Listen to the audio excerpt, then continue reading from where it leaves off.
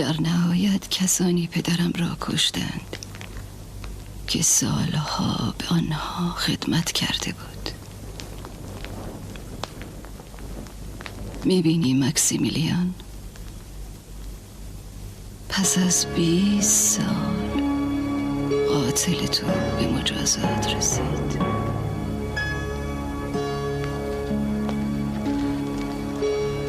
من فکر میکنم وضع خداپرستان بهتر از گذشته شود.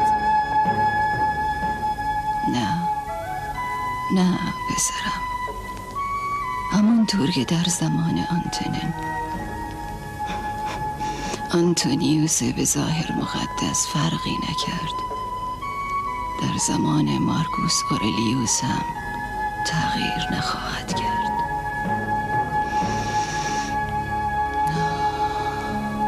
فقط دعا کنید از این بدتر نشود.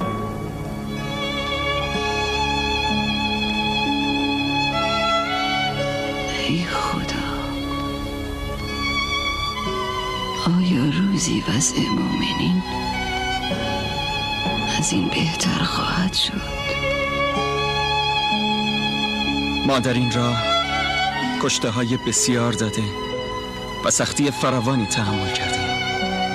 اگر اوضاع از این هم بدتر بشود، باز راه خود را ادامه خواهیم داد.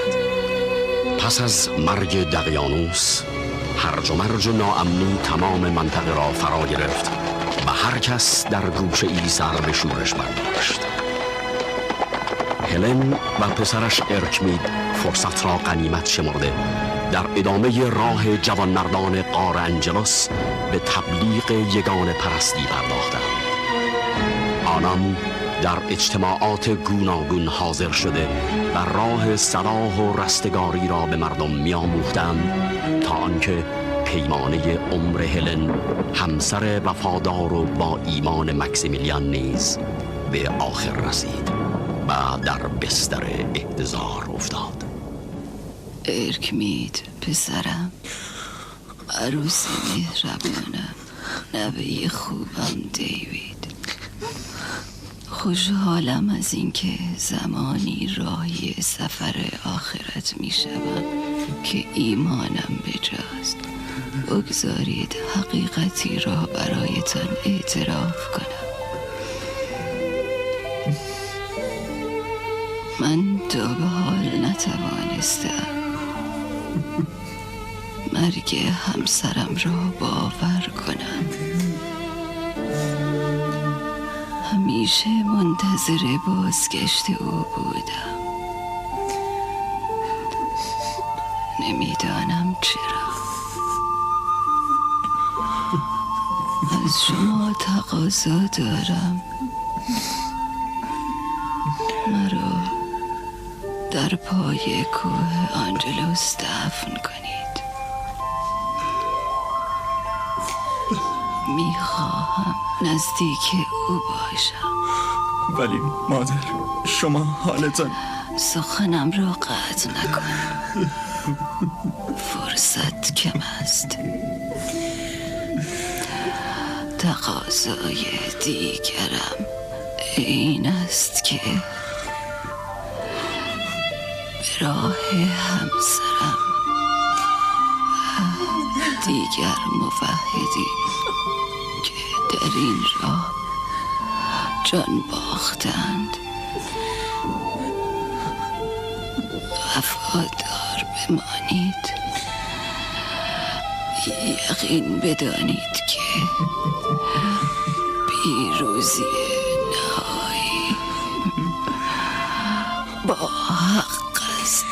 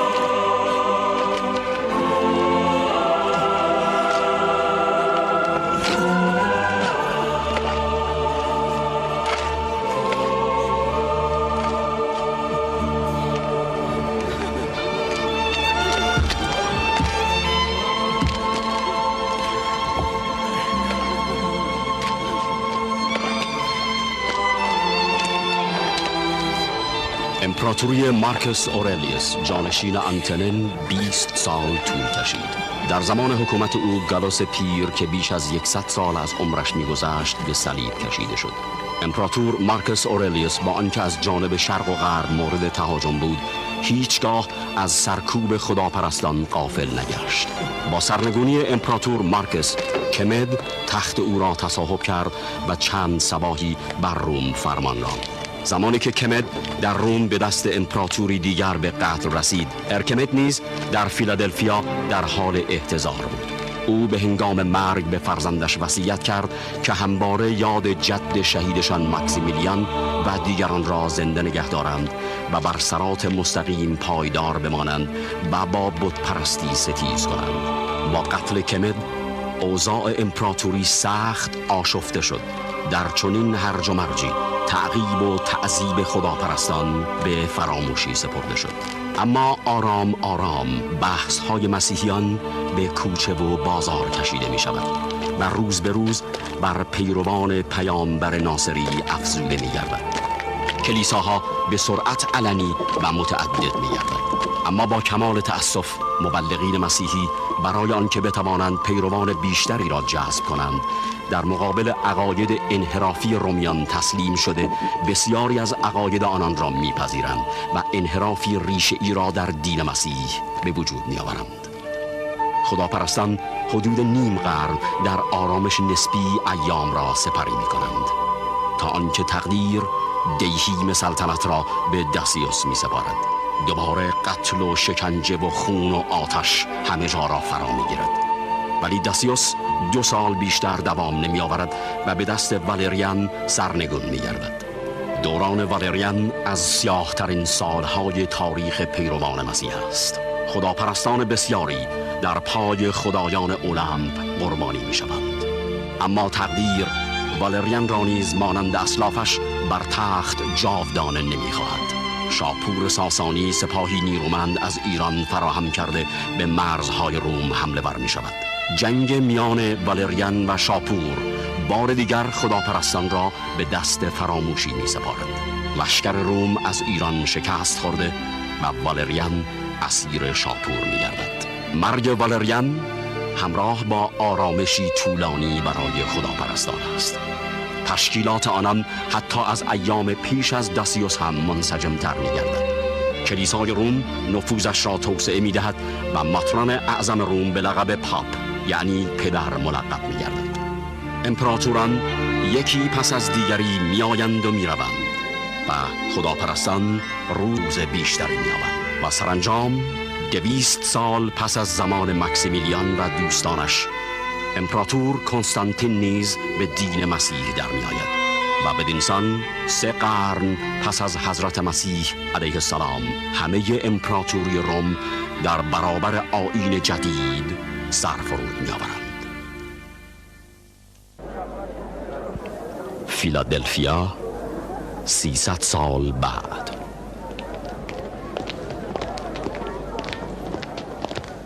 وانگاه که مردگان برای عرض حساب زنده شوند، تنها اعمال نیک نجات بخش شماست. بیشک در روز موعود اعمال امروز را به خاطر خواهید آورد و از هرچه زشتی است پشیمان خواهید شد. آن روز آرزو خواهید کرد که ای کاش هرگز گناهی نکرده و ظلمی روا نداشته و یا بدی را با بدی پاسخ نداده بودیم. پدر، مردم میپرسند از کجا یقین کنیم که مردگان زنده میشوند؟ تا کنون کسی زنده شدن مرده ای را دیده است؟ بلی، دیده شده است. بلی، خداوند مردگانی را به دست مولایمان مسیح زنده کرده است. اما این تاریخ است پدر، متعلق به زمانهای دور. بهتر است از زمان حال سخن بگویی، نه گذشته. ما اکنون چگونه به حیات مجدد ایمان بیاوریم؟ خداوند قلوب همه ما را به نور هدایت روشن کند. اما پدر، من میخواهم ببینم خداوند چگونه مرده ها را زنده می کند. آیا این آرزوی خطاست؟ آیا این عیب است؟ اجازه دهید من هم سوالی دارم. آیا پدر حقیقت دارد که جسم شهدای غار آنجلوس از بین نرفته است و هنوز آنها سالمند؟ این چه ربطی به سوال من دارد؟ اشتباه نکنید. اگر حقیقت داشته باشد بسیار هم مرتبط است. خداوندی که میتواند جسم چند سالی انسان را صدها سال سالم نگه دارد، بیشک اجسام پوسیده را هم میتواند دوباره احیا کند. من در این مورد تحقیق کرده شما را بیشتر در جریان شهدای غار آنجلوس قرار میدم.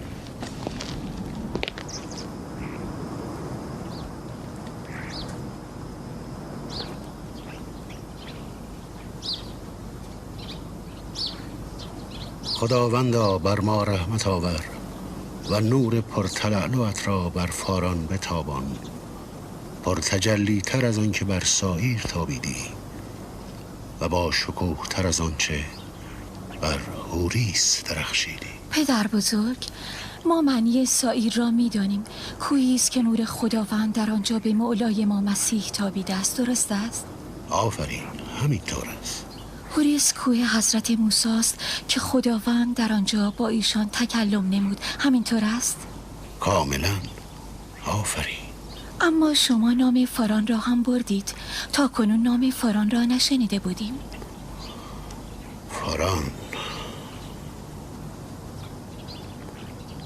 فاران نام مکانی است که آخرین پیامبر خدا بعد از مولای ما مسیح در آنجا ظهور خواهد کرد. پدر بزرگ، یعنی بعد از مسیح هم پیامبری خواهد آمد؟ آره دختر خوبم، بعد از مولای ما پیامبر دیگری ظهور خواهد کرد که او را ستوده نام است.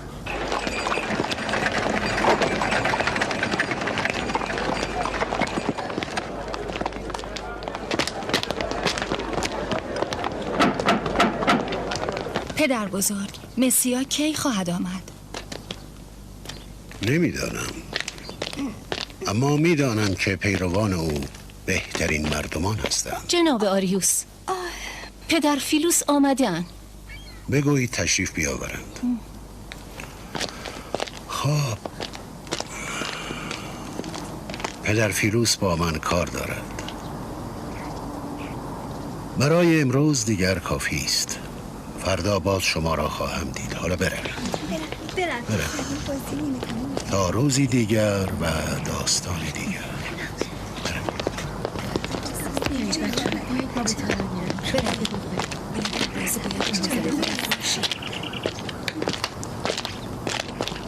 سلام به آریوس پیر. سلام پدر، منتظر شما بودم. دیدار شما خوشحالم کرد. این نهایت لطف شماست. ببینم ماری کجاست؟ ایشان را در بین نوادگانتان نمیبینم. برای دیدار عمویش به بیرون فیلادلفیا رفته. هفته دیگر باز میگرده. راستی که نوه شما ماری از آیات خداوند است. ایمان و تقوا و دانش همه با هم در او جمعند. بی اغراق من از او درس میگیرم. این نهایت لطف شماست. بفرمایید پدر فیلوس. نه، فرصت نشستن نیست. کالسکه من حاضر است. اگر موافق هستید میخواهم به همراه شما غار آنجلوس را ببینم. ولی غار آنجلوس را برای چه؟ در راه برایتان خواهم گفت.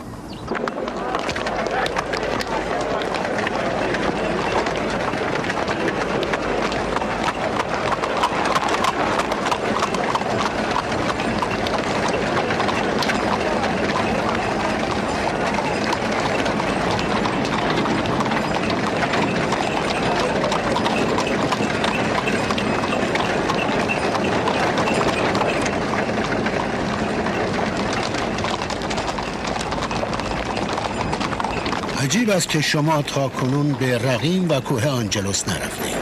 من خیلی کم سفر میکنم. تا کنون به ندرت از فیلادلفیا خارج شدم. اگر نمیخواستم داستان شهادت جد اعلای شما جناب ماکسیمیلیان و دوستانش را در مراسم موعظه برای مردم بگویم، شاید توفیق همین سفر را هم نمیافتم. داستان شهدای غار را من برایتان خواهم گفت.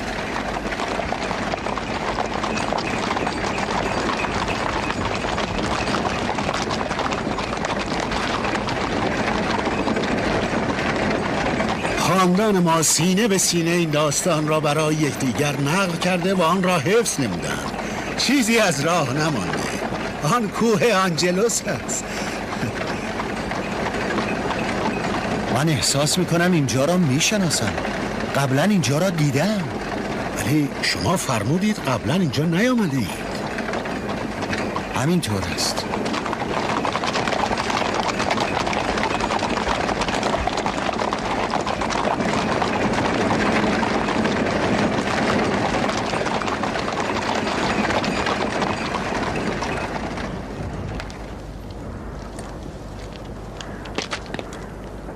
مواظب باشید. این هم کوه آنجلوس که مشتاق دیدار آن بودی. باز هم میگویم نمیدانم چرا این کوه این همه برایم آشناست. بله، به هر حال غار مخوفی که هیچ کس جرأت نزدیک شدن به آن را ندارد، آن بالاست. حالا فهمیدم. من یک شب اینجا را در خواب دیدم. آری، من دیدم که نوری شدید از همان جا که شما نشان دادید بیرون تابید و مردی از درون نور پایین آمد. به پایین کوه که رسید روبروی من ایستاد. همان لحظه از خواب برخاستم.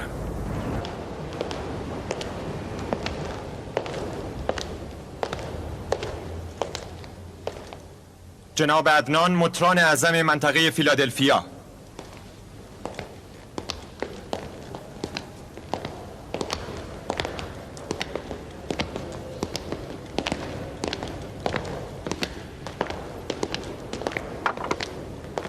درود بر جناب مطران. سلام بر جناب تئودوس. سلام جناب مطران، خوش آمدید. قصر ما را منور کرده اید. بفرمایید. بفرمایید. خب تعریف کنید ببینیم اوضاع کلیسا چطور است جناب مطران؟ شنیدم جناب پاپ کسالتی دارند. کسالت پاپ جزئی است، خوب می شوند. من برای مسئله مهمتری به اینجا آمدم. مسئله مهمتر؟ گویا توجه جناب حاکم به امور دین کم شده. ظاهراً تنظیم سپاه و تدبیر ملک فرصتی نمی دهد تا کمی هم به دین مردم بیاندیشند. یعنی انجام وظایف کشیش خان هم تکلیف من است؟ جناب حاکم، بت پرستان تشکیلات مخفی درست کردند و به تضعیف ایمان مردم می پردازند.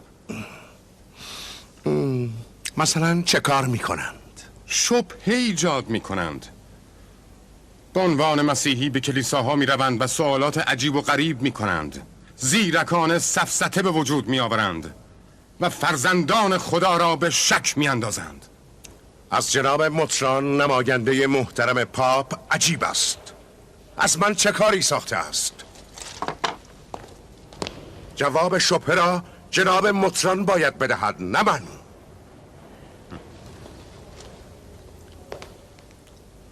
من مأمور بودم که به اطلاع شما برسانم. جناب پاپ دستور اکید دادند تا در این مورد اقداماتی صورت بگیرد.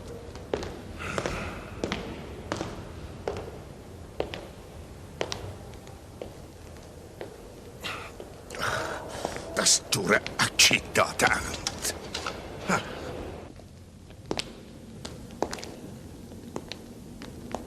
آنگونه که نقل می کنند آنان از این راه رو گریختند. مواظب سرتان باشید.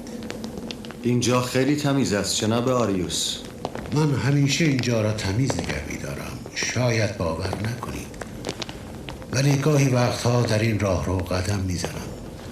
در این مکان احساس غریبی دارم. عجیب است. پس آنها از این راه گریختند. از این راهروها در آن زمان برای چه منظوری استفاده می کردند؟ ظاهراً در مواقع ضروری و احساس خطر گریزگاه مطمئنی بوده است.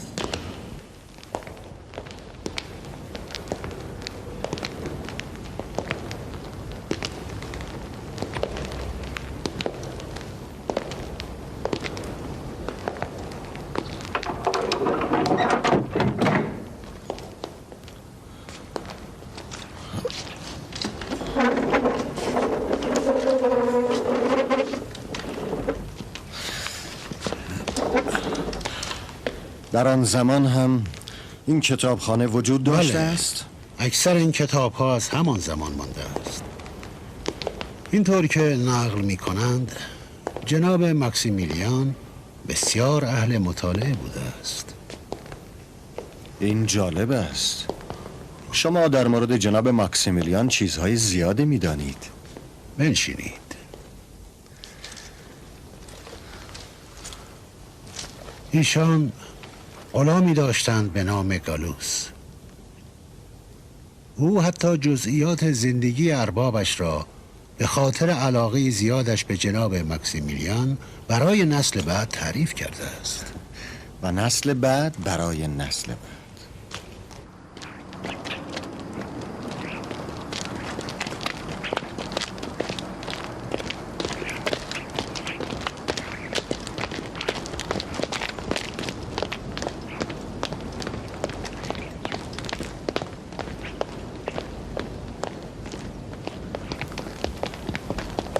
جناب آریوس، خانم لیزا تشریف آوردند. درود بر عالی جناب آریوس. درود خداوند بر شما خانم لیزا. درود. خوش آمدید. بفرمایید بفرمایید. سلام پدر فیلوس. سلام جناب آریوس. سلام بر دخترکان خوبم. خوش آمدید.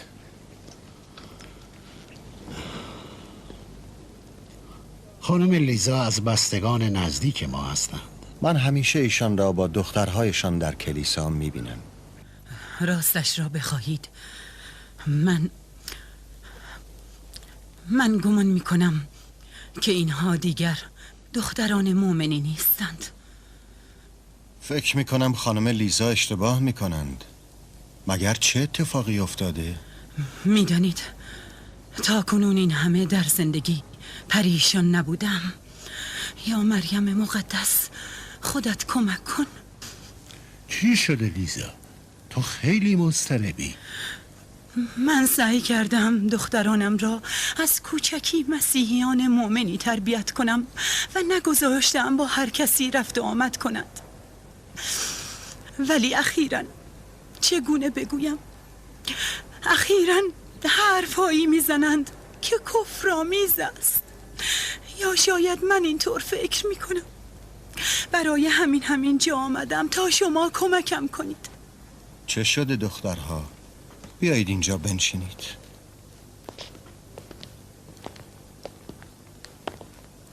خب تعریف کنید ببینم چه شده. من چیزی نگفتم پدر. فقط سوالی را که دوستم از من پرسید از مادرم پرسیدم و ایشان ناراحت شدند. خواهرم به یکی از همبازی‌هایمان که موجب اذیت و آزار دیگران میشد گفت خداوند تو را به خاطر این رفتار بدت به جهنم میبرد و اون دختر گفت جهنم کدام است، بهشت کدام است، همه اینها دروغ است. ما هم همین را از مادر سوال کردیم. از من میپرسند از کجا معلوم که غیر از این دنیا دنیای دیگری هم هست؟ یا از کجا معلوم ما پس از مرگ زنده شویم؟ اصلا تا کنون کسی دیده است که مرده ای زنده شود؟ میبینید این شبهه ها و تردیدها را به دنیای کودکان هم کشاندند. آری دخترانم، مولای ما مسیح مرده هایی را زنده کرد که همه مردم دیدند. شاید باورش برای شما مشکل باشد. دلم میخواست برای شما دلایلی دیگر هم بیاورم، اما نمیدانم متوجه میشوید یا نه. ببینید عزیزانم، اگر بهشت و جهنمی و پاداش و مجازاتی نباشد که همه زندگی پوچ و بی حاصل است. خداوند حکیم این همه عظمت و دقت و نظم را نیافریده که چند روزی تماشایشان کند، بعد همه را نابود کرده چندی هم ویرانیشان را مشاهده کند. پناه بر خدا که این کار بیهود از نادانان هم بعید است. میخواهم بگویم خدایی که انسانها را از نیستی به هستی آورد برایش مشکل نیست که انسان را دوباره زنده کند و حیاتی مجدد عنایت فرماید.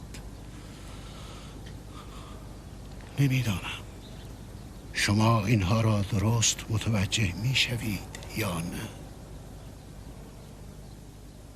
من احساس میکنم این پاسخها نمیتواند همه این سوالها و تردیدها را از ذهن مردم پاک کند. فقط یک شاهد عینی و یا یک معجزه میتواند پاسخ این همه شبهه و شک و تردید را بدهد. یک مشت ابله دانسته و ندانسته در ذهن مردم القای شبهه می کنند. کلیسا و مسیحیت را زیر سوال می برند. من مطمئن هستم که اینها همه زیر سر تئودوز و آن مشاور بت پرست است. فردا پاپ به ما چه خواهد گفت؟ جناب مطران، بهتر نیست به جای ترس از سؤال پاپ از سؤال خداوند در روز قیامت بترسیم؟ تئودوز مرد با ایمانی است، اما از او چه کاری ساخته است؟ شاید اعمال امثال من ایمان مردم را متزلزل کرده است. اگر تئودوز با ایمان است، هراکلیوس بت پرست در دربار او چه می کند؟ هراکلیوس را روم فرستاده و فرمانده سپاه است. منتخب تئودوز که نیست. عجیب است. ما نمیدانیم چرا پدر فیلوس از تئودوز حمایت می کند. نکند که چه؟ به جای اینکه دندانتان را در گردن دیگران فرو کنید، کمی به خودتان بیاندیشید. تو تاکنون چند موعظه کرده ای که خلافش را مرتکب نشده ای؟ و تو تاکنون چند بار پاسخ سوالهای مردم را با رأفت و نرمش داده ای؟ و تو تاکنون پاسخ چند سوال را میدانستی و سوال کننده را درست قانع کرده ای؟ و تو و من، خود شما آیا مشکل مسئله‌ای به نام معاد ندارید و سوالی در این خصوص برایتان مطرح نیست؟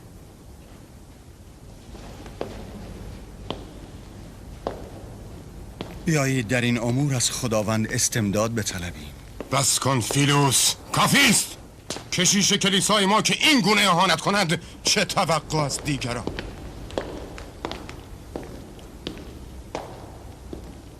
70% کلیساها از این تبلیغات شوپنهاگ رنج میبرند و بسیاری از مؤمنین نسبت به معاد و دیگر مبانی دین مسیح به تردید افتادند.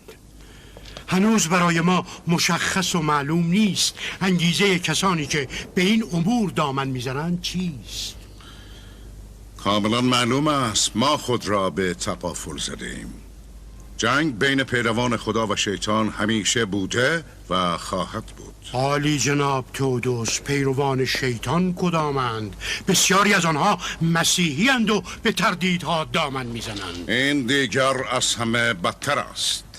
اگر مؤمنین در امر معاد به تردید بیفتند، از دین چه میماند؟ شک وقتی که آمد دامن همه را خواهد گرفت. عالی جناب. مخصوصاً آن شکی که مطابق میلمان باشد. برای ایمان به معاد ابتدا باید از بسیاری از لذات دنیایی چشم پوشید که این مطابق میل انسان نیست.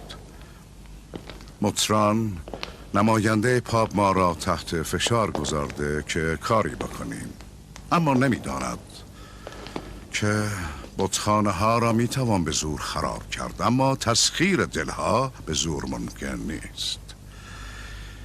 ایمان به معاد را نمیتوان تحمیل کرد. من به راستی تعجب میکنم از جناب تئودوس که خود را به چه اموری مشغول میکنند. امپراتور تئودوسیوس دوم در کنستانتینوپل همینک نگران حمله سپاه آتیلا هستند و شما از ایمان مردم سخن میگویید. اگر آتیلا موفق شود دیگر مملکتی نمیماند تا شما به فکر مردم یا ایمان مردمش باشید.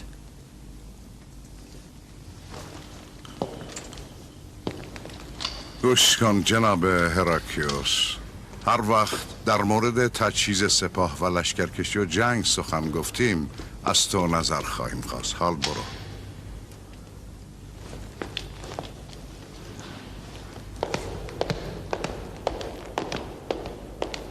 عالی جناب. مواظب او باشید. از آدم بیمان هر گونه توطئه و خیانتی برمی آید. او در بعضی مواقع مرا میرنجاند. به هر حال او مرد جنگ است، نه بارناباس؟ بله عالی جناب، ایرادی نیست. من فقط گفتم بیشتر مواظبش باشیم. مسخره است. تئودوس به جای آنکه به فکر ملک باشد به فکر ملکوت افتاده. من از اول هم در صلاحیت او برای حکمرانی سوریه شک داشتم. تئودوس به جای اینکه حاکم شود باید کشیش میشد. در حال حاضر کارتاشا ما را تهدید میکنند. اگر تئودوس به فکر نیست ما باید باشیم. منظورتان چیست؟ منظوری ندارم. اگر تئودوس کفایت لازم برای انجام کارها را ندارد ما باید برایش انجام دهیم. چگونه فهمیدی که تئودوس کفایت ندارد؟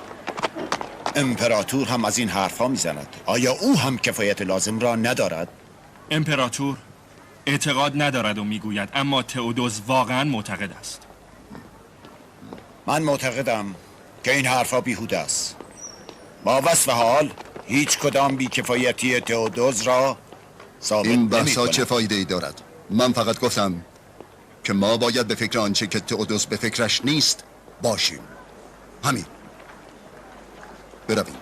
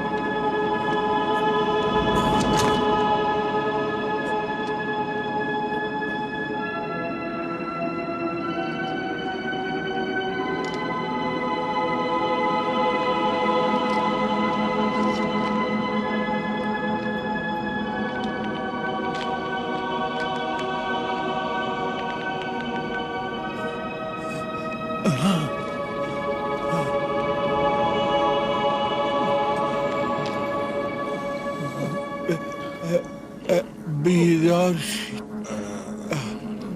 جناب تلمیخا. دین حسوس بلند شو یه واریز.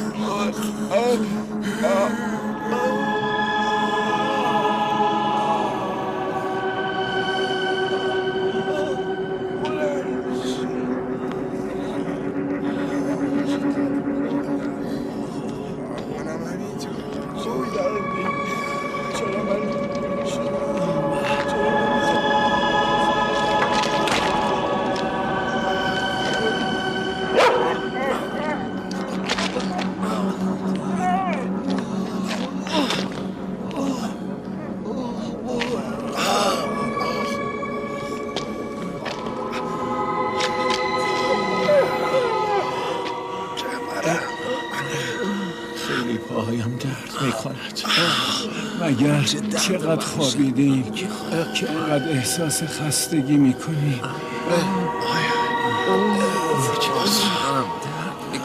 بیرون رو ببین. آنتونیوس بیرون رو.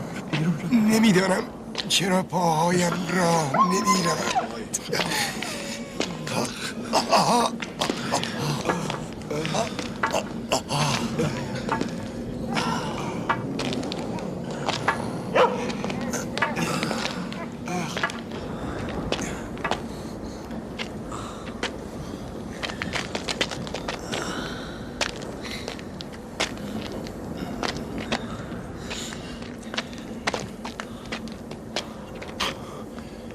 اینجا چقدر تغییر کرده.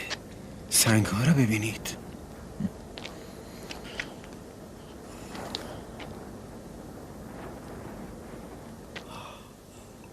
خیلی عجیب است. چه اتفاقی افتاده است؟ چه شده؟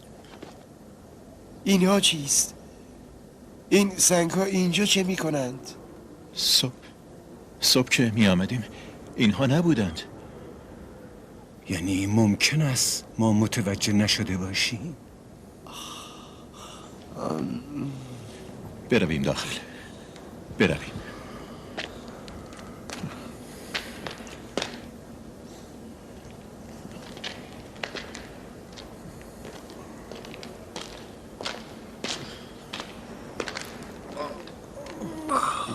بیرون غار خیلی تغییر کرده است. دهانه غار را سنگ و گیاه پوشانده است. چه گفتی؟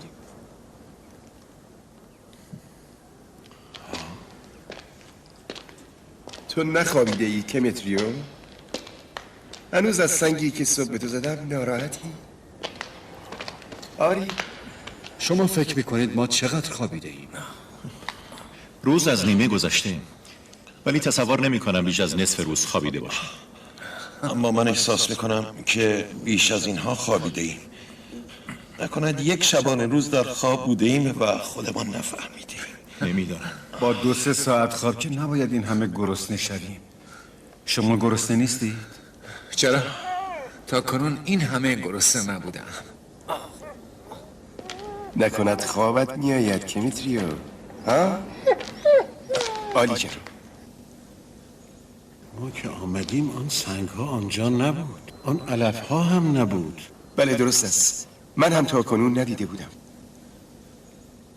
من احساس میکنم مدتی است که اینجا خوابیده ایم. همه چیز تغییر کرده است. مدتی؟ منظورتان چیست؟ پروردگارمان بهتر میداند چقدر خوابیده ایم.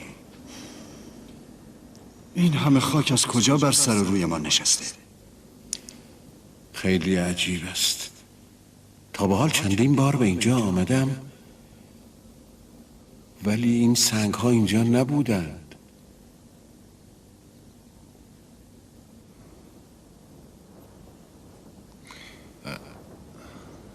دوستان با گرسنگی چیکار کنیم؟ کاش آذوقه بیشتری با خودمان آورده بودیم.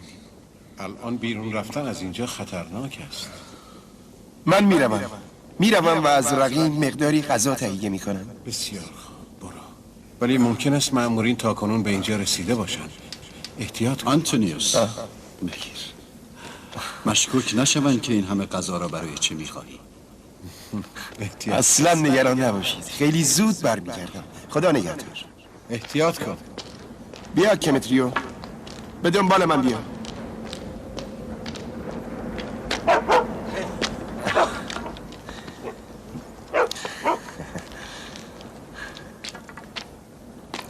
بیا.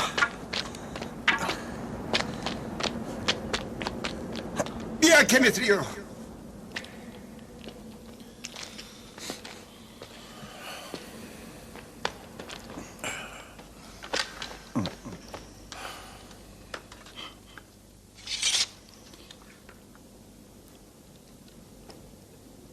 نمیدانم چرا تشویش دارم.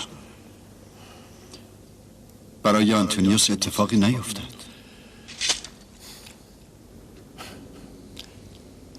تشویش تو بیمورد نیست. من همه چیز را دگرگونه میبینم. امیدوارم خطری او را تهدید نکند. دوستان، باید صبر کنیم تا آنتونیوس بازگردد. بیا کمتریو. چه؟ یعنی چه؟ چه اتفاقی افتاده است؟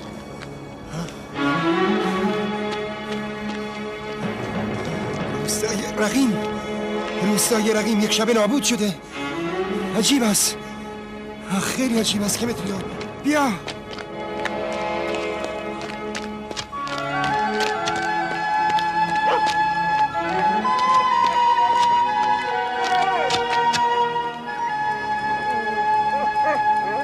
یعنی چه؟ کمتریو بیا.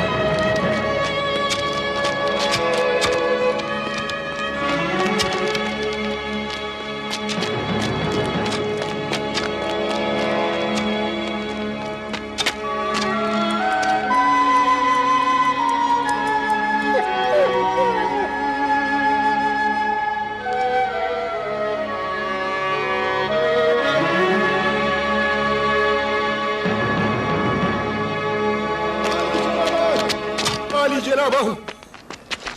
جنابان، دهکده رقیم از بین رفته و متروکه شده است. هیچ معلوم است چه میگویی؟ من با چشمان خودم دیدم. برویم ببین.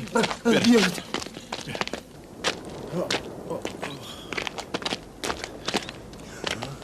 آنجاست. میبینید؟ راست میگویی. آن دهکده به نظر متروکه میآید. آری.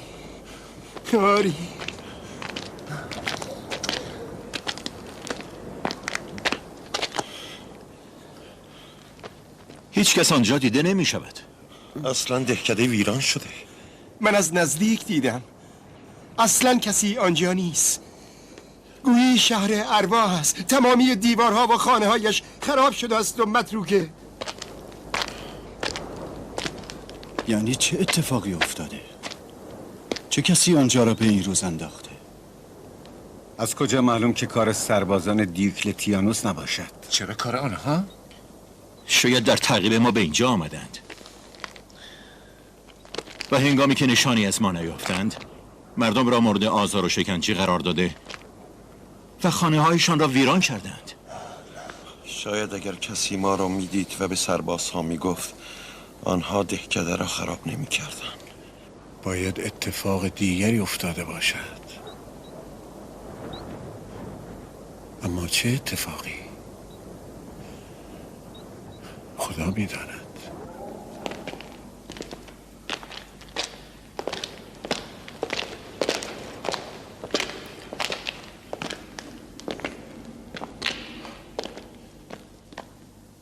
مقدس و هم پیچیده.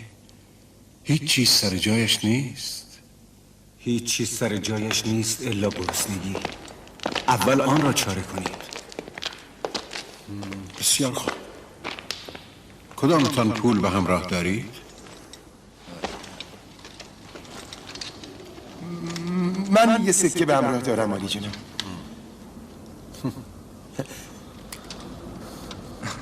ظاهراً آنتونیوس از همه ما ثروتمندتر هست. خب از کجا باید غذا تهیه کنیم؟ فیلادلفیا شهر شلوغی است و می توان در شلوغیش گم شد و غذایی تهیه کرد و برگشت. ولی این خیلی خطرناک است. چاره‌ای نیست، وگرنه از گرسنگی هلاک خواهیم شد. ولی هر یک از ما اگر داخل شهر شود فوراً دستگیر می شود. من میروم. کسی مرا نمیشناسد. میدانی از کجا غذایی پاک و طاهر تهیه کنی؟ این خیلی مهم است و ما نباید از طریق بتپرستا و مشرکین غذا تهیه کنیم. نه، نمیدانم از کجا باید غذای پاک تهیه کنم. بسیار خوب، من خودم میروم. جناب ماکسیمیلیان، شما سرپرستی جمع را به عهده دارید. باید در صورت خطر ما را راهنمایی کنید. راست میگوید. اگر اجازه بدهید من میروم.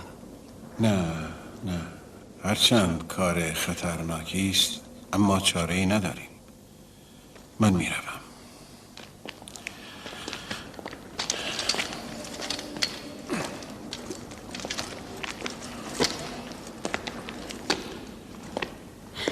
پس خیلی مواظب باشید شما را نشناسند. باشد.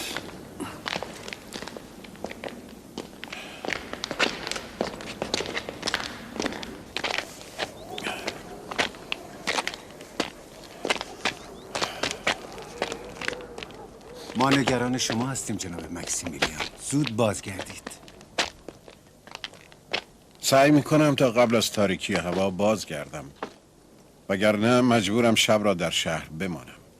اگر دیر بازگشتم بیشک دستگیر شدم، ولی مطمئن باشید مطلبی در مورد شما از من نخواهند شنید.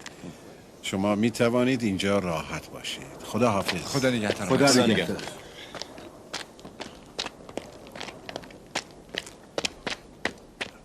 خداوند شما را در پناه خود حفظ کند. خداوند شما را حفظ کند. ای کاش میشد یکی از ما به جای شما به شهر میرفتیم. جناب مکسیمیلیان، خدا نگهدار. مواظب خودتان باشید.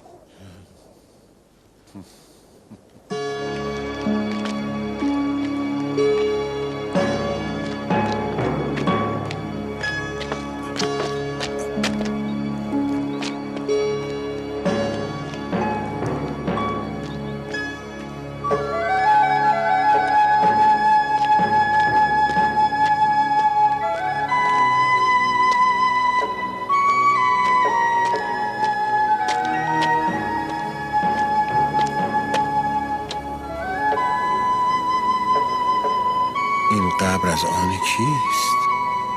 تا به حال آن را ندیدم. شاید راه را اشتباه آمدم. نه درسته است، ما از همین راه به طرف غار رفتیم. ولی این درخت اینجا نبود.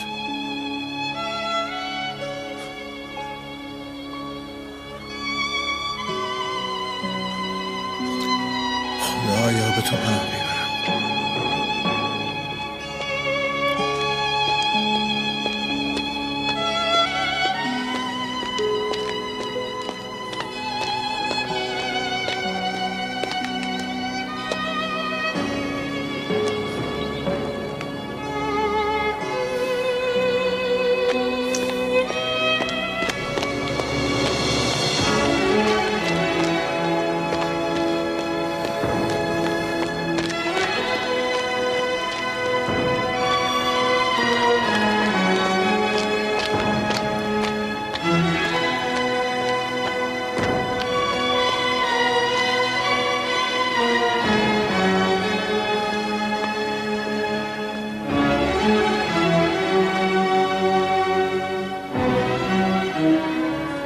به متروکه چند صد ساله میماند،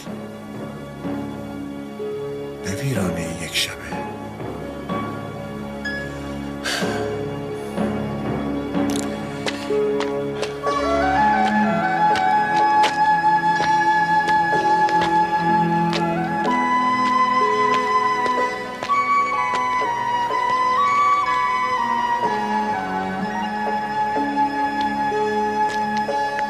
اینجا که جنگل نبود.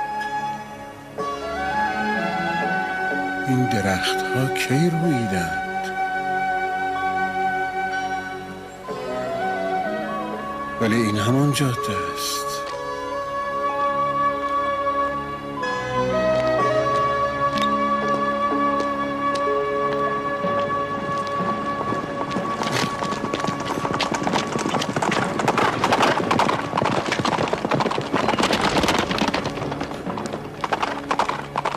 چه لباسهای عجیبی.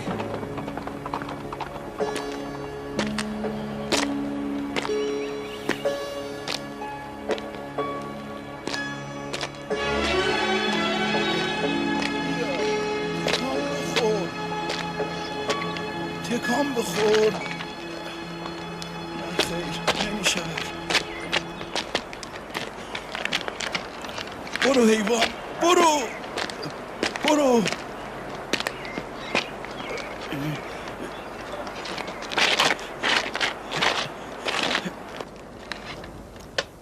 کمک میخواهی؟